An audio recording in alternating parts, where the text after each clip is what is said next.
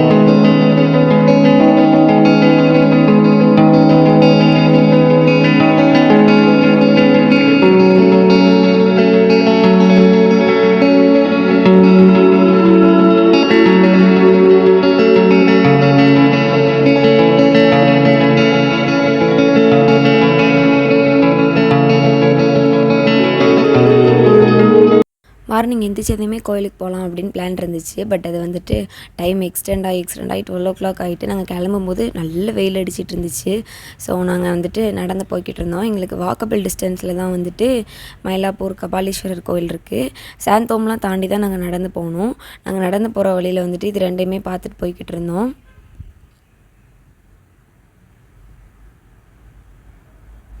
So அங்கேருந்து வந்து நாங்கள் ஷேர் ஆட்டோ ஏறணும். ஷேர் ஆட்டோவில் வந்து 10 இவ்வளோ தான் ஆச்சு மயிலாப்பூர் கோவில் போகிறதுக்கு.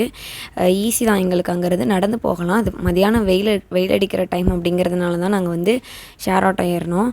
ஸோ கோயில் போயிட்டு வந்துட்டு மீதி கண்டினியூ பண்ணுறேன்.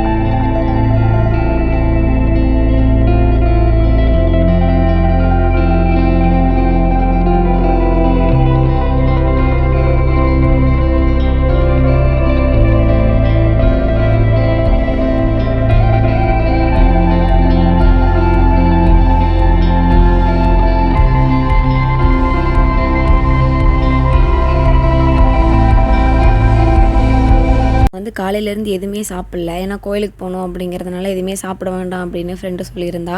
சாப்பிடாம தான் போனோம். பட் அங்கே போனால் வந்து எங்களுக்கு பிரசாதம் கிடச்சிச்சு. அது வந்துட்டு பாயசம் சாம்பார் சாதம் ரெண்டுமே மிக்ஸ் ஆன மாதிரி ஒரு டேஸ்ட்டில் இருந்துச்சு. ஸோ அங்கே முடிச்சுட்டு வந்துட்டு எங்கேயாவது போய் ஜூஸ் குடிக்கலாம் அப்படின்னு வந்துட்டு ஒரு கடை தேடிட்டு இருந்தோம். அப்புறம் வந்துட்டு நடந்து போகிற வழியிலே ஒரு கடை பார்த்தோம். ஆல்ரெடி இங்கே என் ஃப்ரெண்ட்ஸ் வந்திருக்கேன் அப்படின்னு சொன்னாங்க. இங்கே சாப்பிட்டோம், எல்லாமே பிடிச்சிருந்துச்சி. கடை நேம் வந்து மீராஸ் சம்திங் ஏதோ இருந்துச்சு. இங்கே வந்துட்டு சன்னா மசால் டேஸ்ட் சூப்பராக இருந்துச்சு. ரொம்ப ஆசைப்பட்டு தான் இங்கே வாங்கினோம்.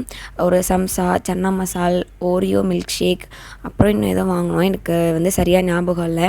இது எல்லாமே குடிச்சு முடிச்சுட்டு அங்கேருந்து கிளம்பிட்டோம். ஸோ அங்கேருந்து கிளம்புனதுக்கப்புறம் கோவில் முடிச்சுட்டு நாங்கள் அங்கேருந்து ட்ரெயின் ஏறி இங்கே லைட் ஹவுஸ் வந்துவிட்டோம். ஸோ இது வந்து என்னோடய காலேஜ் பக்கத்தில். நீங்கள் இந்த வீடியோ வந்துட்டு நீங்கள் இதை மாதிரி ஒரு வியூ வந்துட்டு நீங்கள் ஃபஸ்ட்டே பார்த்துருப்பீங்க. என்னோடய ஃபஸ்ட் வீடியோவில் இருக்கும். ஏன் 1 வீக்காக வந்துட்டு என்னோடய பர்த்டே விளாக் போடலை அப்படிங்கிறதுக்கு ரீசன் வந்து இங்கே சாப்பிட்டு இந்த ஐஸ்கிரீம் தான். ஸோ காஃப், கோல்டு எல்லாமே இருந்துச்சு. இந்த ஐஸ்கிரீம் சாப்பிட்டதுக்கப்புறம் 1 வீக்காக சரியான இருமல். வீடியோ போடவே இல்லை. 17ஆம் தேதி பிறந்த நாள். ஆனால் நான் வாய்ஸ் ஓவர் கொடுக்கும்போது தேதி வந்து 30 ஆகிட்டு. வயசு ஆக ஆக ஏதோ ரெஸ்பான்சிபிலிட்டிஸ்லாம் கூடுத மாதிரி ஒரு ஃபீலிங். பட் என்ன பண்ணோன்னா எதுவுமே பண்ணலை. இந்த மாதிரி தான் வந்து சும்மா சுற்றிட்டுருக்கோம்.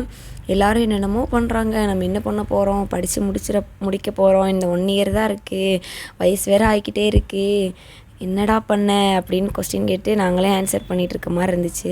ஸோ நைட்டுக்கு வந்துட்டு சாப்பிட்லாம் அப்படின்னு பார்த்தா அங்கே வந்துட்டு முட்டை குழம்பு, முட்டை இருந்துச்சு. வேண்டாம் அப்படின்னு சொல்லிட்டு தோசை வாங்கிட்டு வந்திருந்தோம் வெளில. ஸோ அப்புறம் வந்து கேக் கட் பண்ணதுக்கு வந்து என்னோடய ஃப்ரெண்ட்ஸ் கூட்டிகிட்டு போனாங்க. என்ன ஒரு ஹாப்பி நியூஸ்னால், கேக் வாங்குறதுக்கு என்னையவே கூட்டிகிட்டு போய் என்ன கேக் வேணும்னு கேட்டாங்க. நல்ல நண்பர்களாக இருக்காங்க. ஸோ அதுக்கப்புறம் பீச்சில் வச்சு தான் கேக் கட் பண்ணோம். என்னோடய ஃபஸ்ட் எக்ஸ்பீரியன்ஸ் பீச்சில் வச்சு கட் பண்ணுறது.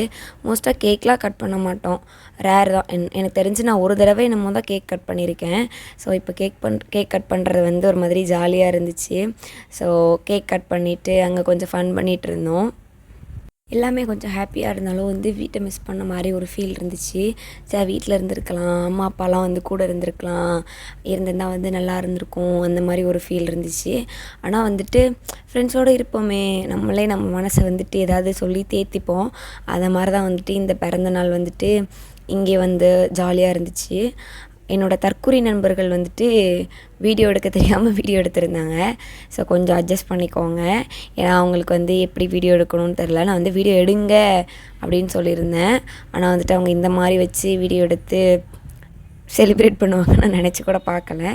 ஸோ எல்லாமே ஒரு மாதிரி நல்லா இருந்துச்சு. நெக்ஸ்ட் என்ன அந்த மாதிரி ஒரு கொஸ்டின் ஓடிட்டே இருந்துச்சு. இவ்வளோ வயசாகிட்டு இனிமேல் என்ன பண்ண போகிறோம், படித்து முடிச்சுட்டு அடுத்து என்ன பண்ண, எல்லோரும் கேட்குறது அதான். என்ன அவனுக்கு வயசாகிட்டே போகுது, இந்த மாதிரி தான் கேட்குறாங்க. ஸோ ஒவ்வொரு வயசு கூட ஒரு ஹாப்பினஸ் இருந்தாலும் ஒரு ஃபீலிங்கும் ஒரு பொண்ணாக வந்துட்டு ஸோ அடுத்து இன்னும் பண்ணி வச்சுருவாங்களோ அந்த மாதிரி ஒரு பயம் இருந்துகிட்டே தான் இருந்துச்சு. ஸோ பீச்சில் கேக் கட் பண்ணதும் என்னோடய முதல் அனுபவம். அதுவும் வந்து ரொம்ப நல்லா இருந்துச்சு.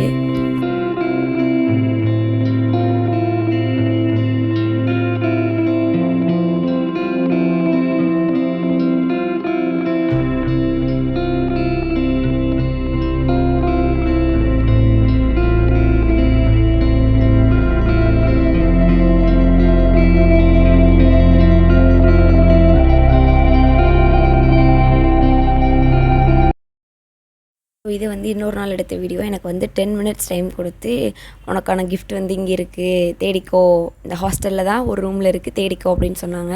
ஆனால் இதுக்கு முன்னாடி என்ன நடந்துச்சு அப்படின்னா, என்னோடய ஃப்ரெண்ட் ரூமில் உட்காந்துட்டு இருக்கும்போது பின்னாடி வந்து ஒரு பேக் இருக்குது, இதை எடுத்து வந்து அங்கே தள்ளி வை, இங்கே வை அப்படின்னு சொல்லிட்டு இருந்தாங்க. நானும் இதுக்கு இவங்க இதை திரும்ப சொல்கிறாங்கன்னு கூட யோசிக்கலை. பட் அங்கே பார்த்தா அங்கே ஒரு ட்ரெஸ் இருந்துச்சு. ட்ரெஸ் எடுத்து கொடுத்துருந்தாங்க. ஃபஸ்ட்டு வந்து ஒரு டிஷர்ட் எடுத்து கொடுத்துருந்தாங்க. நான் வந்து என்னோடய ரூமில் ஃபஸ்ட்டு தேடிட்டு இருந்தேன். இது என்னோடய ரூமு, இங்கே தேடிட்டு இருந்தேன். பட் எங்கே இருக்குதுன்னு ஐடியாவே இல்லை. ஏன்னா நிறைய ரூம் இருக்குது, ஒவ்வொரு ரூம்லேயும் ஒவ்வொரு ஃப்ரெண்ட் இருக்காங்க. நான் எந்த ரூமில் தேடுறேன் அப்படின்ற ஒரு இது இல்லாமல் தான் நான் வந்துட்டு எல்லா ரூமும் தேடிட்டு இருந்தேன். நான் வந்துட்டு தேடுற விதத்துலேயே தெரியும் ரொம்ப ஆர்வமாக வேறு இருந்தேன். ஏன்னா இது பிறந்தநாள் அன்னைக்கு கூட நடக்கலை, இது நெக்ஸ்ட்டு ஒரு 2-3 டேஸ் அப்புறம் தான் வந்துட்டு நடந்துச்சு.